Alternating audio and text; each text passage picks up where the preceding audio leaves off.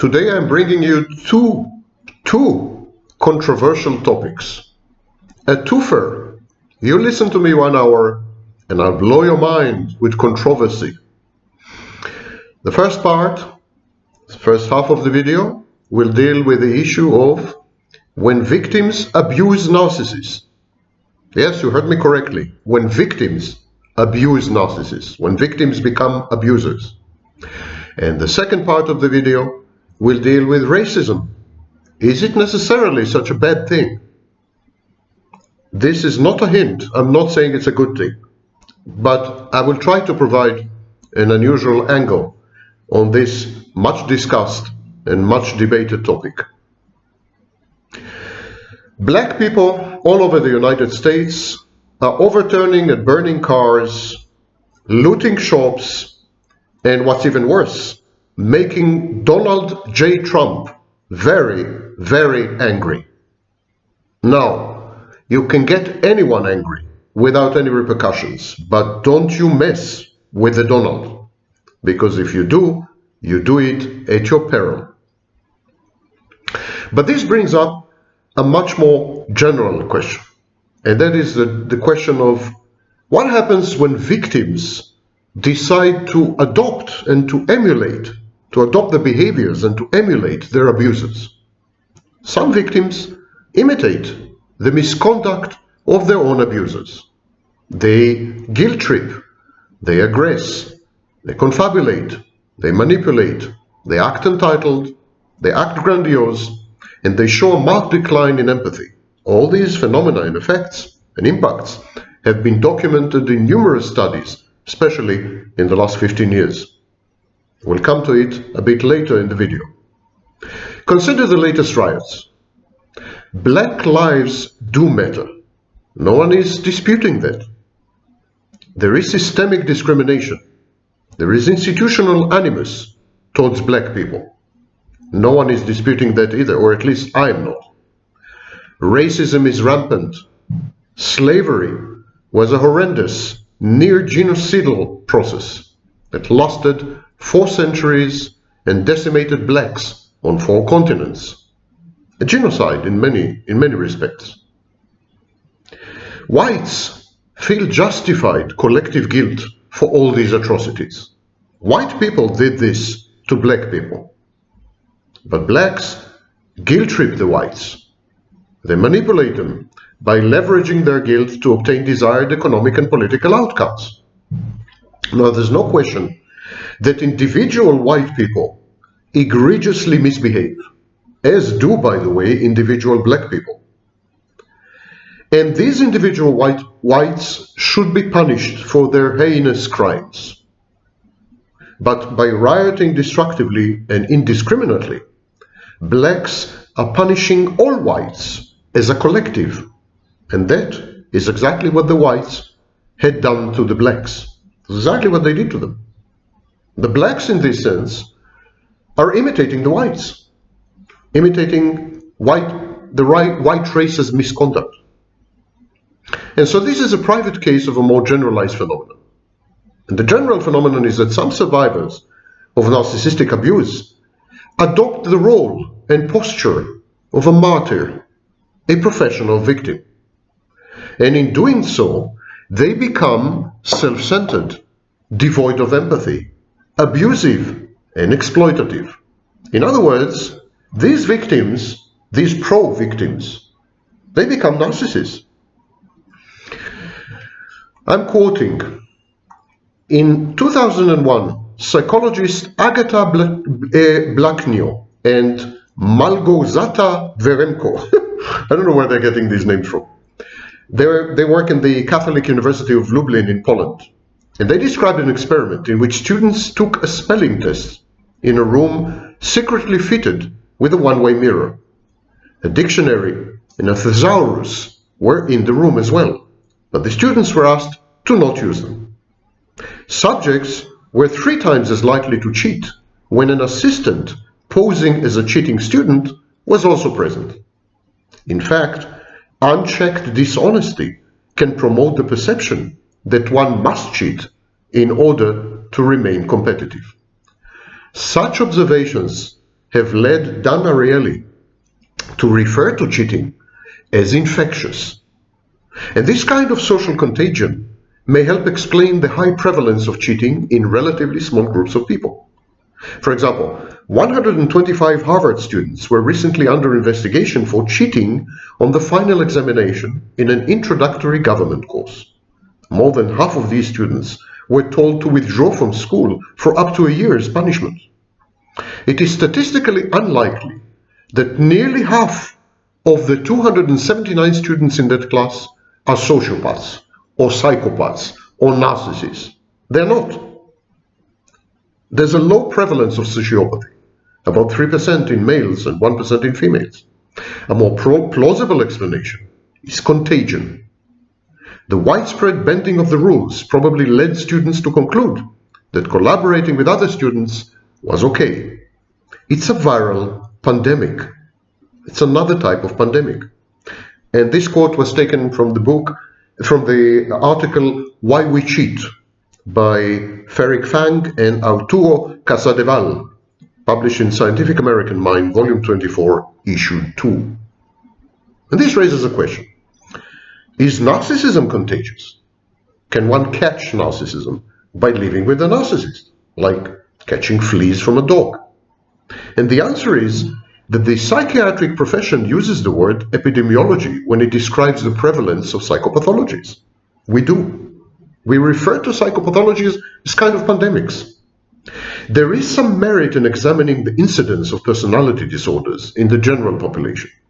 Mental health is a visible outcome of an intricate interplay between nature and nurture, genetics and culture, the brain and one's upbringing and socialization, as well as acquired and learned behaviors and reactions, all kinds of peer pressure situations, peer emulation, etc., etc. Many factors, many things interfere. But this is what creates personality disorders. The question is, are personality disorder communicable diseases? Are they like COVID-19? Well, first of all, we are saying a pandemic. We are witnessing a pandemic of depression and anxiety in the United States. 4 days ago, a study was published that demonstrated that 34% of the population of the United States now has clinical depression and anxiety. 34%, up from 15% before the pandemic. How did this happen? There is a vector of transmission. There is a form of contagion. And the answer, whether personality disorders are communicable or not, the answer is more complex than yes or no. Personality disorders are not contagious in the restricted, rigorous medical sense. There's no kind of virus that spreads them around. They're not communicated by pathogens from one individual to another. Personality disorders lack many of the basic features of physical biological epidemics or pandemics, but still, they are communicated. How?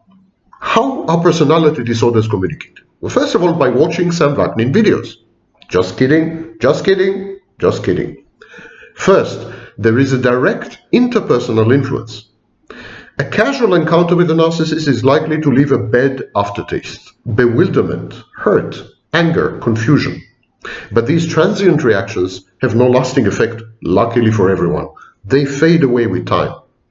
Not so with a more prolonged exposure, with longer interactions. Marriage, for example, partnership, cohabitation, working or studying together, sharing a room, roommates, and the like.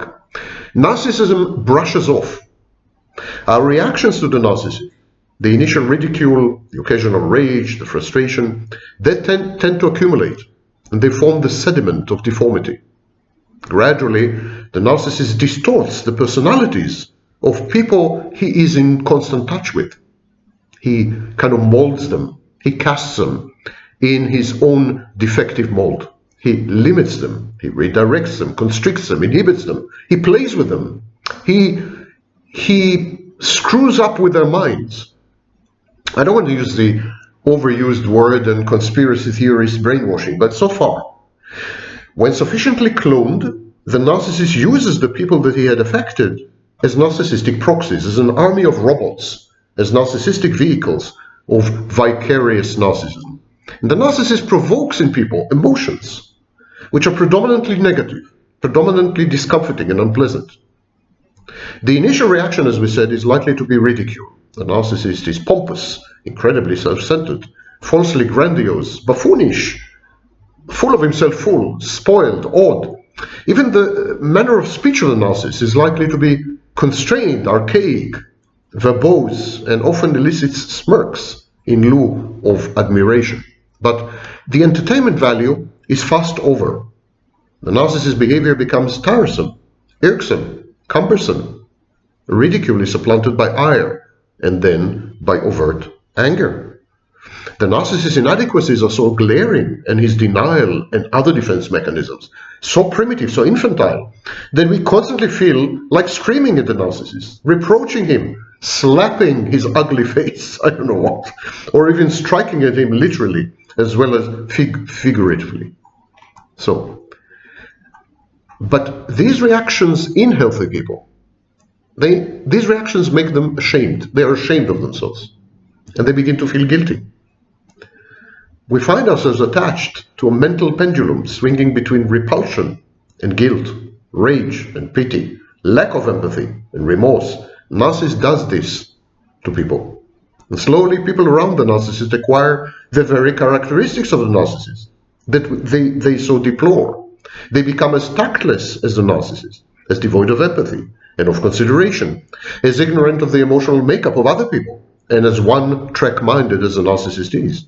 Exposed to the sick halo of the narcissist, these people have been branded, they have been marked, they have been infected. I can immediately tell if someone is living with a narcissist, if someone is working with narcissists, if someone is exposed long-term to a narcissist. One look and I'll tell you, yeah, this guy, this girl, this woman, they're branded. The narcissist invades our personality. He makes us react the way he would have liked to. He doesn't dare. He is a coward. He's not courageous. So he makes us do things for him. Or sometimes he's ignorant. He doesn't know how to do something. So he coerces people around him to do these things for him. And that's a mechanism known as projective identification. So people are exhausted by the narcissist's eccentricity, by his extravagance, by his grandiosity, by his constant entitlement. And then narcissist incessantly, adamantly, even aggressively makes demands upon his human environment. He's addicted to his narcissistic supply. So he wants admiration now, adoration now, approval, attention now, now, now. Like a spoiled child. Where aeternus, he forces others to lie to him and to overrate his achievements, his talents, his merits. This is the shared fantasy, living, inhabiting, residing in the narcissistic fantasy land. Also means that the narcissist compels his closest, nearest, and dearest to join him there in a cult-like setting, where he's, of course, needless to say, the leader of the cult. Its heart, its beating heart. And the resulting exhaustion, desperation, and weakening of the will are fully taken advantage of by the narcissist. He penetrates these reduced defenses. It's like a Trojan horse. He spews forth his lethal charge, exactly like a virus. The virus has RNA, and he forces the cell to replicate the RNA. Narcissist is the same. He penetrates you, he invades you, and he forces you to replicate him. Gradually, people in proximity to the narcissist find themselves imitating and emulating his personality traits. Or I don't know, expounding his views. The narcissist also does not refrain from intimidating people into compliance with his commands, worst comes to worst. So, the narcissist coerces people around him by making subtle uses of processes, such as intermittent reinforcement, conditioning, and seeking to avoid the unpleasant consequences of not succumbing to his wishes. People would rather put up with his demands and be subjected to his whims than confront him. There's also a process of trauma bonding, Stockholm Syndrome. Not to confront his terrifying rages, these people cut corners, pretend, participate in his charade, lie, become subsumed in his grandiose fantasies. Rather than be aggressively nagged, people reduce themselves and minimize their personalities. They gradually vanish. And by doing all this, they delude themselves into thinking that they have escaped the worst consequences of the narcissist's proximity. But the worst is yet to come. The narcissist is confined, constrained, restrained and inhibited by the unique structures of his personality and of his disorder. There are many behaviors which he cannot engage in, many reactions and actions which are prohibited to him, because, for example, they negate his grandiosity. There are many desires that he stifles, sometimes sex itself. There are many fears that he finds insurmountable.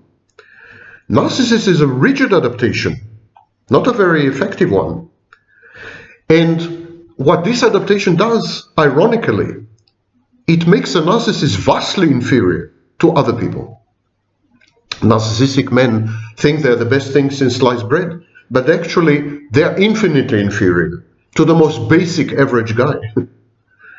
The narcissist uses others as an outlet to all these repressed emotions and behavior patterns, having invaded other people's personalities, having altered them by methods of attrition and erosion, having made other people compatible with his own disorder, having secured the submission of his victims. The narcissist moves on to occupy the shells that are left. Then he makes these people do what he has always dreamt of doing, what he has often desired, what he has constantly feared to do, realize his fantasies. He body snatches. Using the same compelling procedures, the narcissist drives his mates, his spouse, his partners, colleagues, children, neighbors, co-workers, never mind. He drives people around him into collaborating in the expression of the repressed side of his personality. It's like people really become his extensions. And he really develops a hive mind. At the same time, the narcissist negates the vague suspicions of people around him that their personalities have been replaced by his personality when committing these acts. So the narcissist can derive vicariously through the lives of others the narcissistic supply that he so craves. He induces in his army of zombies criminal, romantic, or heroic impulses. He makes them travel far and fast, breach norms, gamble against all odds, ruin their own boundaries, fear nothing and no one. In short, he transforms people into that which he could never be. The narcissist thrives on the attention, admiration, fascination, or horrified reactions lavished upon his proxies.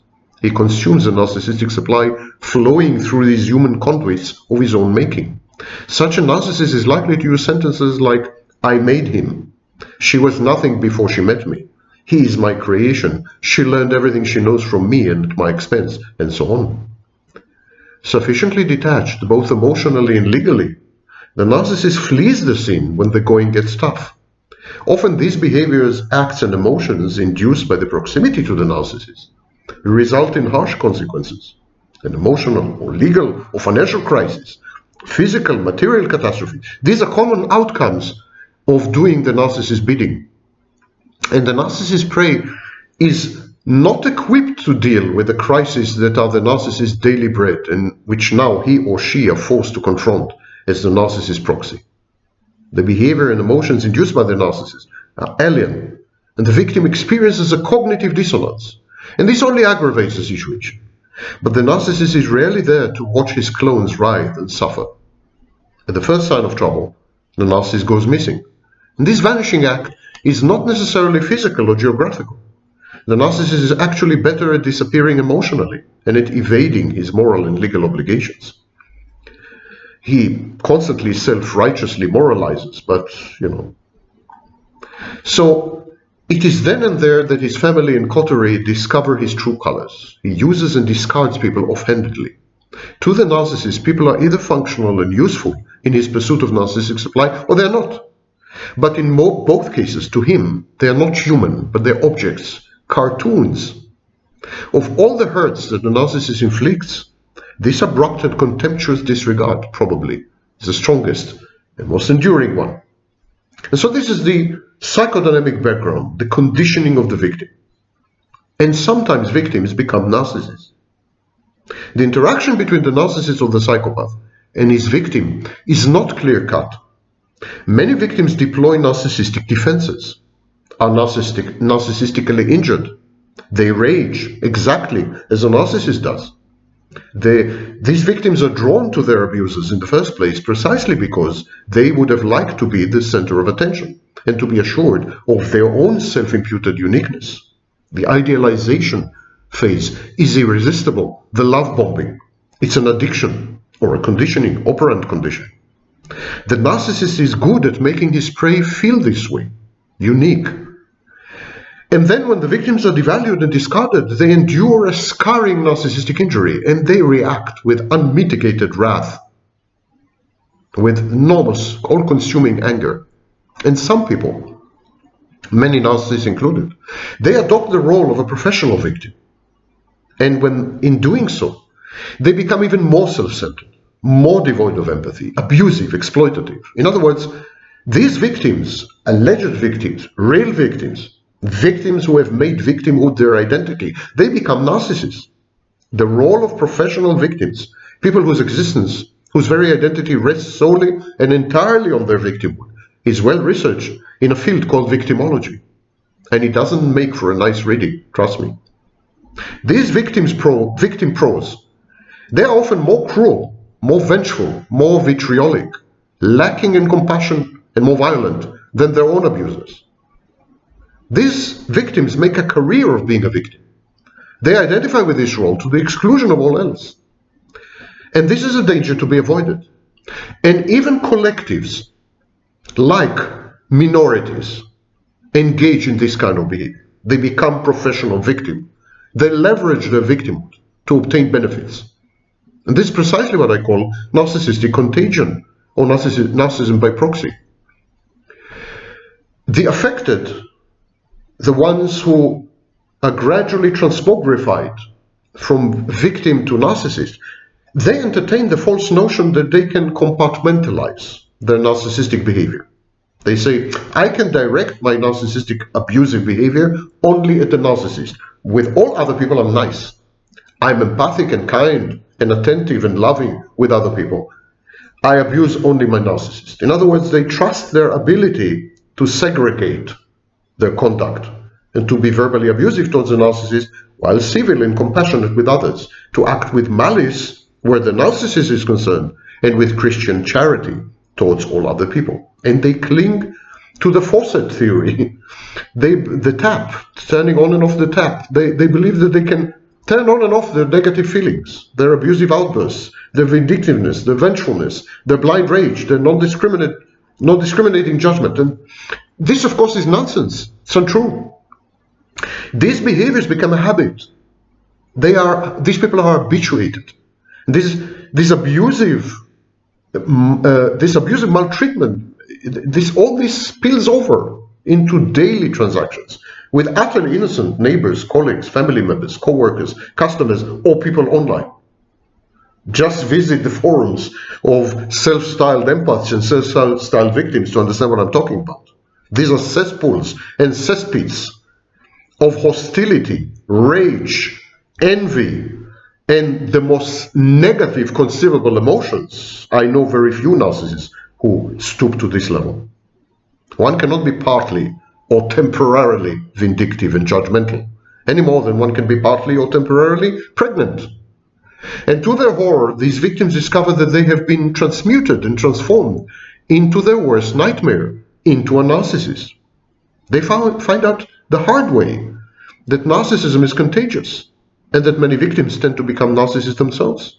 Malevolent, vicious, lacking in empathy, egotistical, exploitative, violent, and abusive. And there is no typical victim of narcissistic abuse. And magnet is nonsense.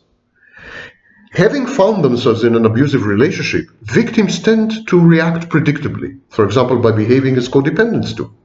It takes all kinds to fall for the narcissist. And people fall for narcissists at different points in their lives. For instance, after a life crisis or on a rebound. The narcissist then molds all his victims, regardless of their provenance, psychodynamics, traits, accomplishments. All the victims become more or less uniform mass. The narcissist homogenizes his victims. He's a great homogenizer, a leveler of humanity, a human blender. And victims on the internet, in support forums, social media, and so on, they are a non-representative sample. They are assertive, self-aware, infuriated, vindictive, hurt, often dysfunctional, and at times they bask in their newfound role as a victim or a scapegoat. Their victimhood acquires the status of an organizing principle or an exegetic, interpretative narrative. They are on the internet for all to read, for everyone to see them, actively soliciting and seeking an audience to interact with. And it's true that they have opted to go online ostensibly merely to seek help and succor, but invariably there is an exhibitionistic streak involved. Ostentatiousness, narcissism. This is narcissistic victimhood. Only a tiny fraction of the total number of victims choose this venue, and those who do are by definition self-selecting in a very flawed sample. And so there's something that I call psychopathic and narcissistic overlays. Severely traumatized victims of abuse with PTSD or CPTSD, complex post-traumatic stress disorder. These victims often become avoidant, but they also display psychopathic and narcissistic traits and behaviors. These victims are these traits and behaviors are indeed reactive, and they are transient, luckily for us. They vanish without a trace once the victims are nurtured back to health, once they heal in a holding and loving environment, once they go full-fledged, no contact with their abuser. But the psychopathic and narcissistic overlays, these acquired responsive learned traits and behaviors that victims adopt, they do not amount to personality styles and disorders, but they're there. They serve to counter the abuse or contain it and to restore eroded self-efficacy. Self-efficacy and a sense of agency in a traumatic space. And in this sense, the psychopathic and narcissistic reactions, traits and behaviors of victims are in a way healthy and indicative of resilience. The victim, during this phase of the trauma, becomes self-centered, dysempathic, defiant, goal-oriented, reckless, lying, or aggressive, just in order to survive in the pathological environment that she finds herself in, and to resist the multifarious assaults on her identity and individuality. One of the grandfathers of the field, Theodore Millon, wrote this in his seminal book, Personality Disorders in Modern Life. Many readers will be surprised that some of their best qualities express characteristics associated with antisocial personality. A capacity for self-sufficiency, ambition, competitiveness, and a constructive pursuit of individuality and self-determination. Scholars like Oldham, Morris, Maccabee, and Dutton uphold this view that a modicum of psychopathy is actually healthy, high-functioning, and a prerequisite for survival and success in certain situations, environments, and professions, like, for example, politics or medicine. And there's always the question of default or base behaviors. We learn what behavior or misbehavior works. Which behavioral choice is efficacious, gets us results, what guarantees the maximal efficient outcomes. We then repeat the behavior or the misbehavior time and again, almost automatically and uncontrollably, in a way compulsively.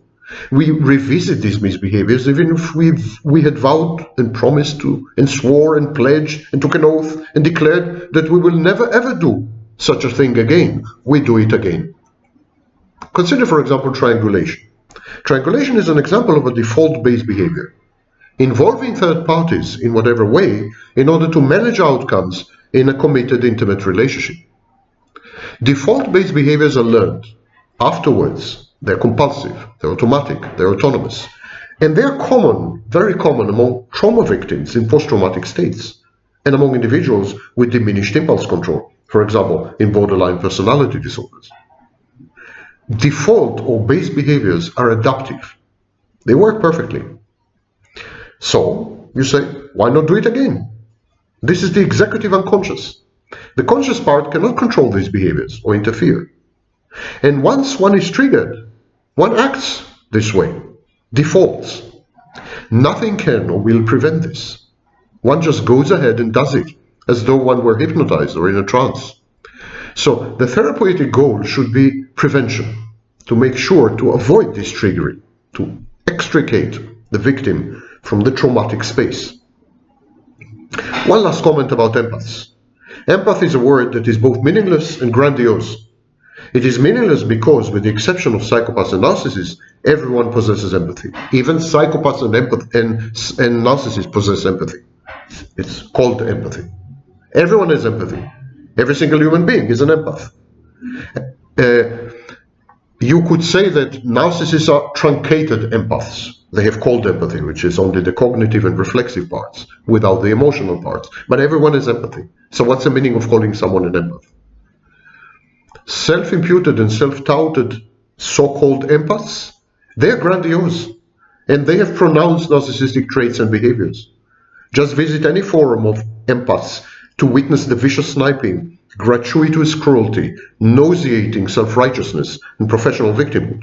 There are no greater dens of inequity, narcissism, and dysempathic cesspools than these congregations of empaths.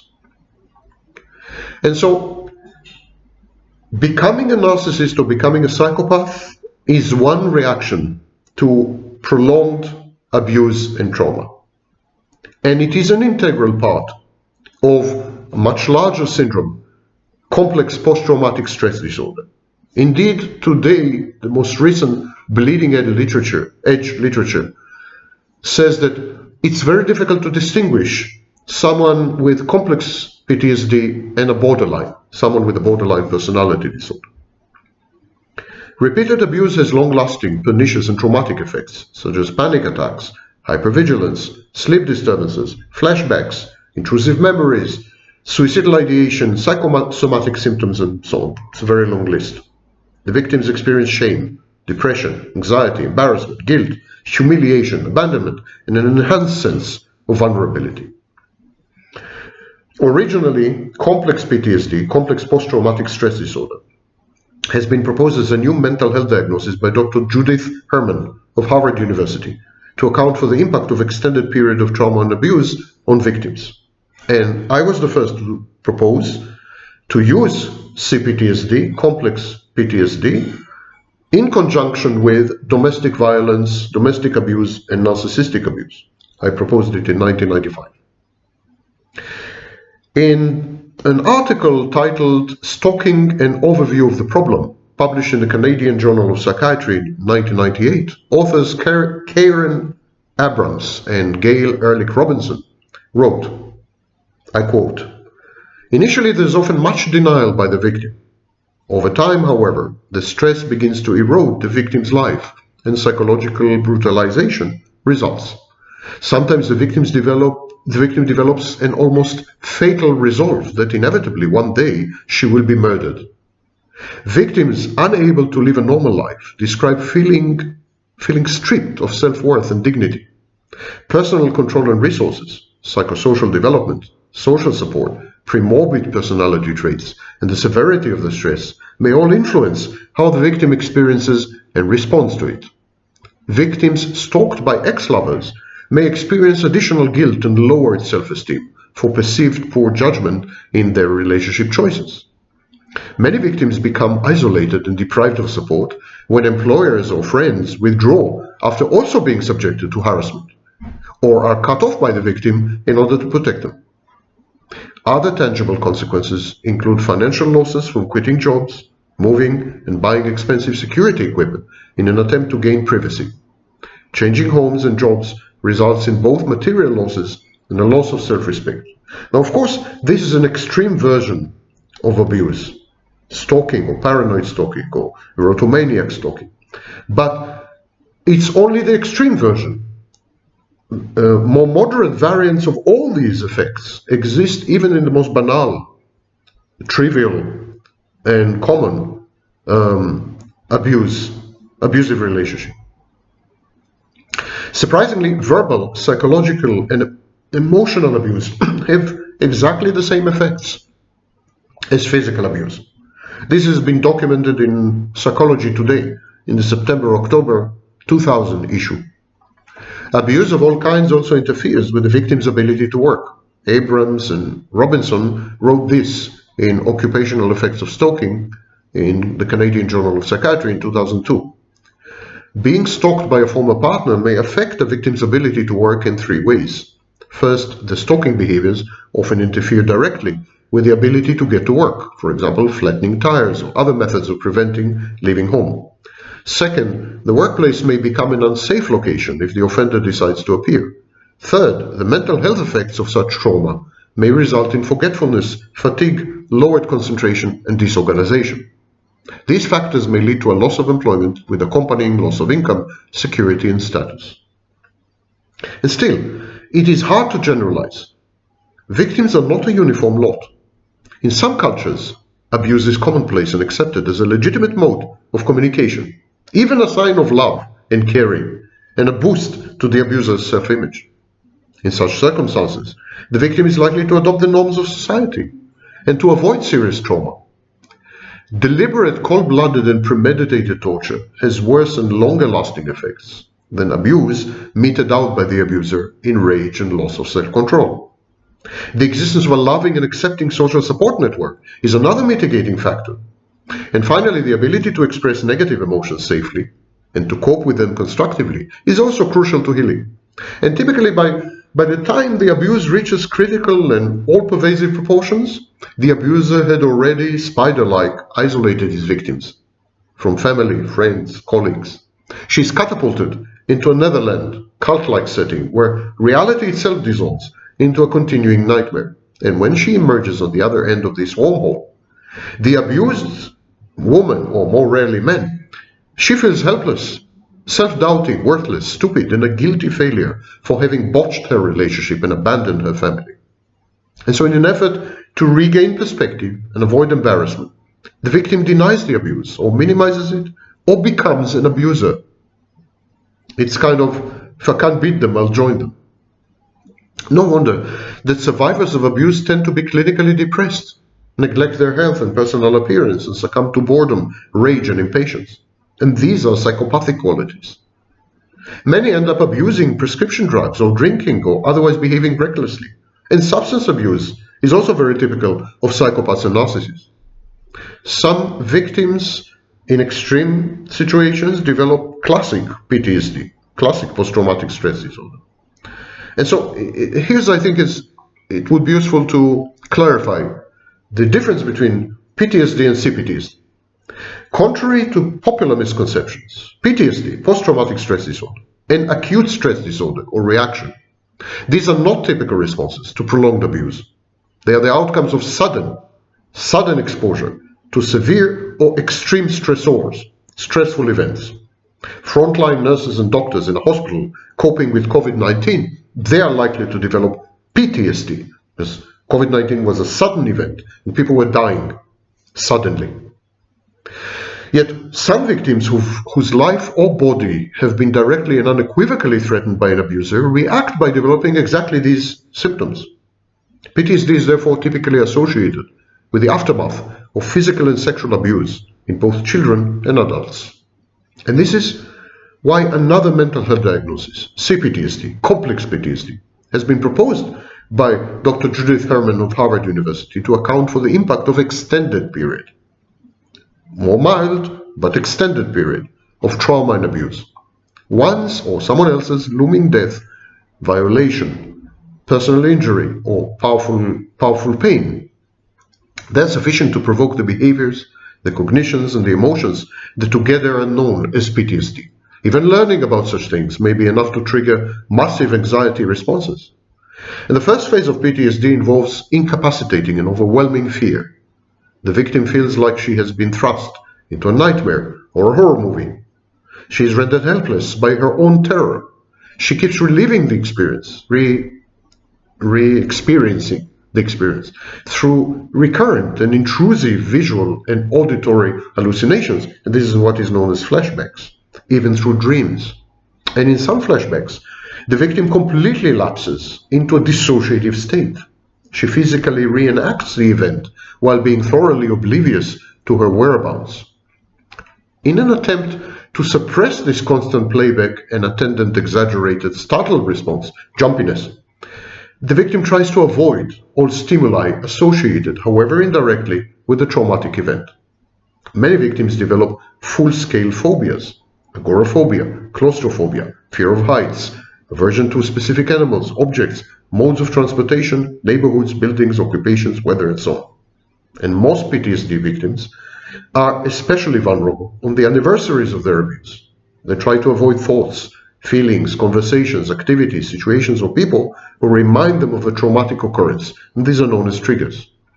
And this constant hypervigilance and arousal, sleep disorders, insomnia, irritability, short fuse, inability to concentrate and complete even relatively simple tasks, all these erode the victim's resilience. These are the entry points, the intrusion chinks in the armor that the narcissist leverages and manipulates. Psychopaths too. The victim is utterly fatigued. And most patients manifest protracted periods of numbness, automatism, and in radical cases, near catatonic posture. Response times to verbal cues increase dramatically. You talk to these people, they take like 3 minutes before they answer. Awareness of the environment decreases, sometimes dangerously so. The victims are described by their nearest and dearest as zombies, machines, automata. The victims appear to be sleepwalking, depressed, dysphoric, anhedonic, not interested in anything. They find pleasure in nothing. The victims report feeling detached, emotionally absent, estranged, alienated. Many victims say that their life is over and expect to have no career, no family, or otherwise meaningful future. And the victim's family and friends complain that she is no longer capable of showing intimacy, tenderness, compassion, empathy, or even having sex due to her post-traumatic frigidity. Many victims become paranoid, impulsive, reckless, self-destructive. Do you see where this is going? This is a very good, comprehensive and exhaustive list of the traits and behaviors of narcissists and psychopaths. So other victims somatize the mental problems and complain of numerous conversion or physical ailments. And all victims feel guilty, shameful, humiliated, desperate, hopeless, hostile. And that's the difference between victims and narcissists and psychopaths, because narcissists and psychopaths don't feel shame. They don't experience guilt. They're not neurotic in this sense, while victims are. PTSD doesn't need to appear immediately after the harrowing experience. It can, and often is, can be delayed by days or even months. And it lasts more than 1 month, usually much longer. And sufferers of PTSD report subjective distress. Manifestations of PTSD are ego dystonic. The victim is unhappy. And they're functioning in various settings, job performance, grades at school, sociability. All these deteriorate markedly. The Diagnostic and Statistical Manual criteria for diagnosing PTSD are far too restrictive, though. PTSD seems to also develop in the wake of verbal and emotional abuse, which is extreme, and in the aftermath of drawn-out traumatic situations, such as a nasty divorce. And hopefully one day the DSM committee will come to accept this. One last word about trauma bonding. Trauma bonding, the Stockholm Syndrome, is poorly understood. The intimate partner in a trauma bond constitutes a safe or secure base. In child psychology, a safe or secure base is typically the infant's mother. The child experiments with his new boundaries as a separate individual. He walks away and comes back, hugs mommy's legs. He's experimenting, he's testing his limits, his capabilities. He's a bit grandiose in that he takes on the world. And this whole process is known as separation individuation. He knows, child knows, the infant, the toddler knows that he can always return to a safe base. Safe base is mommy. In a trauma-bonded dyad, in a couple, the parties feel free to experiment with the most reckless misbehaviors and indulge in the most outlandish fantasies, knowing the safe or secure base partner will always be there for them. The safe base partner shapes the other's sense of identity and many of her beliefs and cognitions, thoughts. The two members of the bond are merged, they're fused. They're one organism with two heads. It is not easy to let go of the partner's voice, representation, imago, introject, avatar in one's head. Unconsciously, the partner is perceived as part of one's identity, as who one is. In a trauma bond, the introject is negative and sadistic, but it is still a part of one's self-perception of who one is. One's demarcated identity crucially depends on the partner and the partner's voice. This partner keeps saying, you are bad, you're worthless, you're malicious, you're a crazy object. And that is the identity of the victim. This is why any change to the status quo is treated as a threat, and the relationship is remarkably resilient and stable, despite the copious amounts of mind-altering abuse. Women who are traumatized by past abusive relationships, CPTSD, or suffer from emotional dysregulation owing to personality or mood disorders, they have a very low tolerance for situations and circumstances which are ambiguous, vague, uncertain, or unpredictable. The abuser's intermittent reinforcement, hot and cold, approach avoidance, love and hate. The abuser's rejection. They create exactly such an ambient environment. Uncertain, unsafe, vague, ambiguous, unpredictable. And so broken and wounded women cannot cope with ambivalence, love-hate relationships. They cannot cope, they don't have to process cognitive dissonance, simultaneously holding two conflicting thoughts or beliefs. They have a very low frustration threshold. In other words, when they're frustrated, they become aggressive. They have a low boredom threshold, inner emptiness, inner void. And this is also a very good description of a psychopath. And so these victims react to all the above with overwhelming anxiety and panic, and ultimately with debilitating depression. To extricate themselves from this relationship morass, to put an end to their increasing misery, such women act out recklessly, impulsively. In most cases, they end up, cheating on their men ostentatiously and flagrantly, or doing something even more horrible, absconding with the family's finances, gambling, reckless shopping, reckless driving, substance abuse. These are all behaviors which are very typical of narcissists and psychopaths.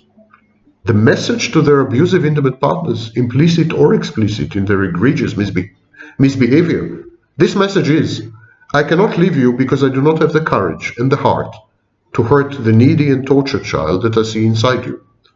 But can't you see that I'm damaged goods? Can't you see that you should dump me? Here, look what I'm doing. Look how I'm misbehaving. I'm a narcissist. I'm a psychopath. Dump me, dump me. The partner is trying to force her narcissist, to force her abuser to let her go by misbehaving, by behaving dissolutely and cruelly. The injured party, usually a woman, the victim, the prey, she convinces herself that breaking up with her partner is for his own good.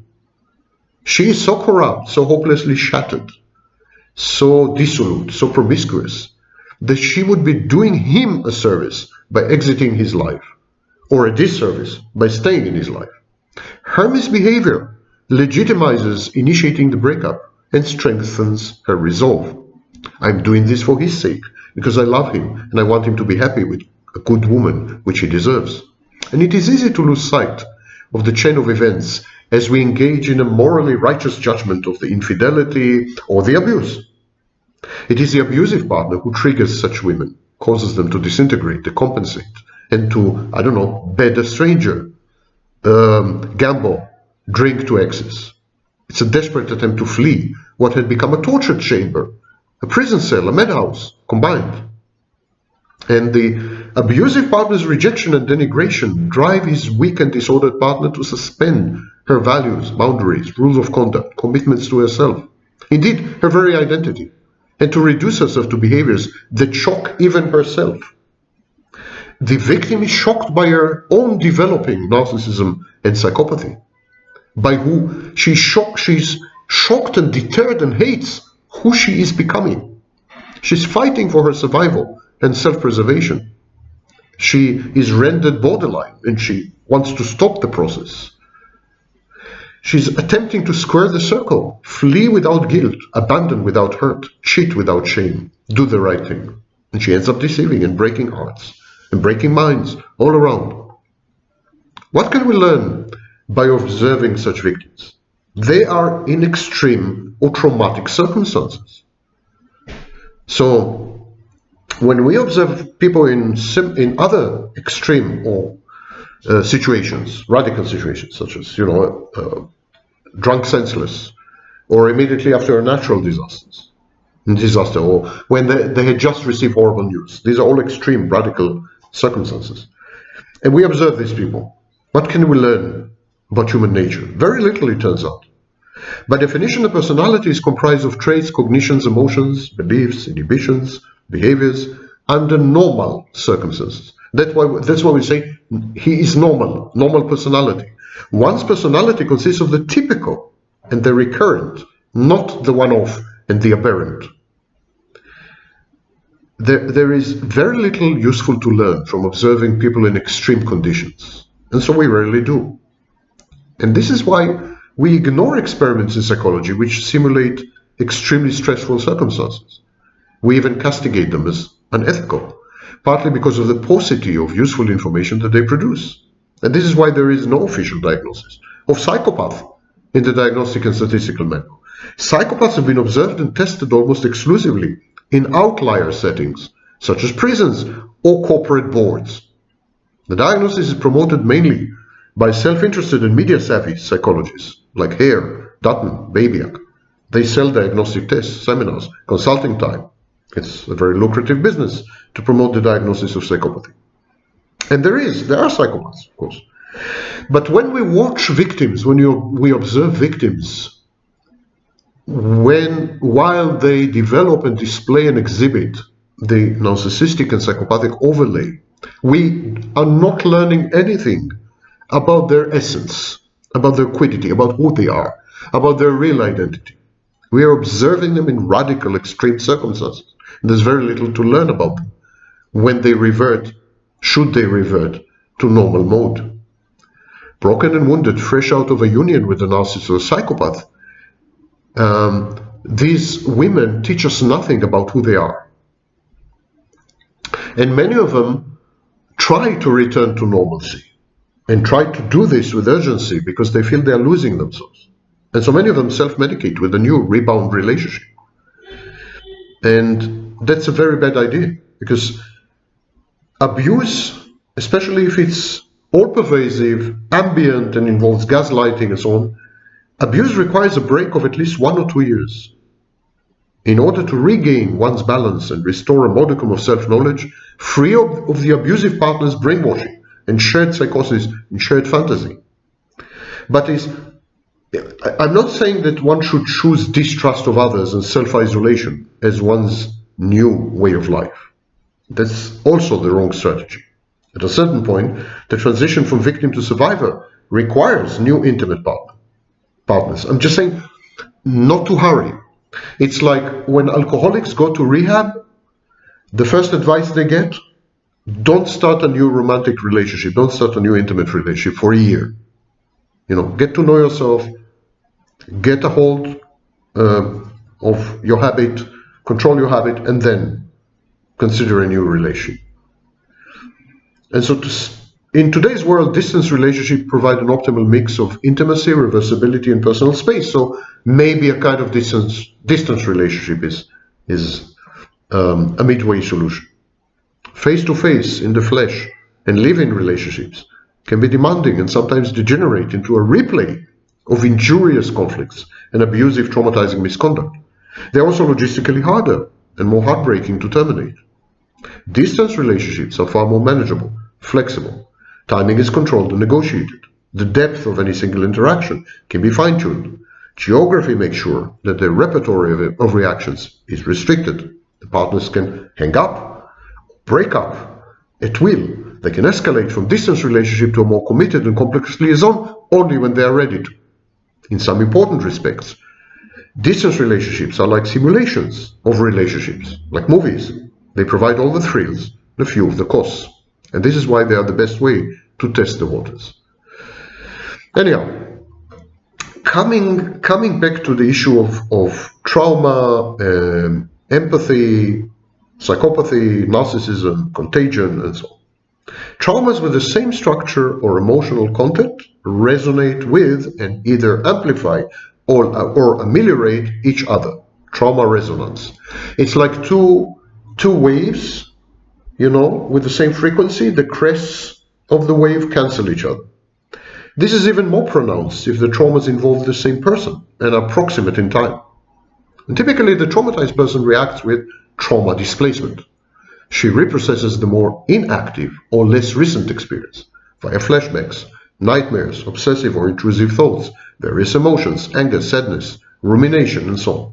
And this way, she represses or reframes the new trauma, especially if there is no other effective way to cope with it. Avoiding triggers is very counterproductive.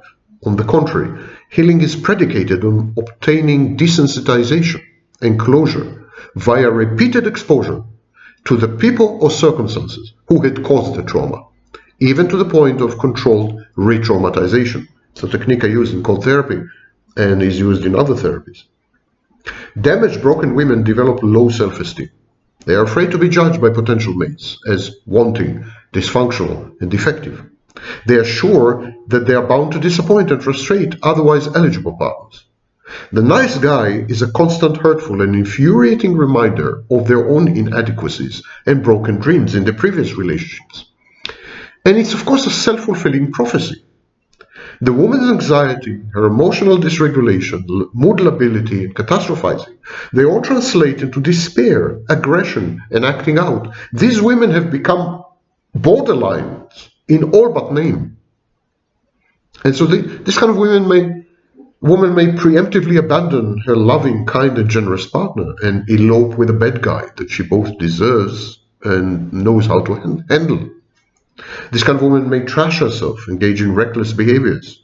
She may act passive-aggressively and undermine an incipient intimacy and budding relationship, precipitating the very rejection that she so dreads. She may engage in approach avoidance, repetition compulsion.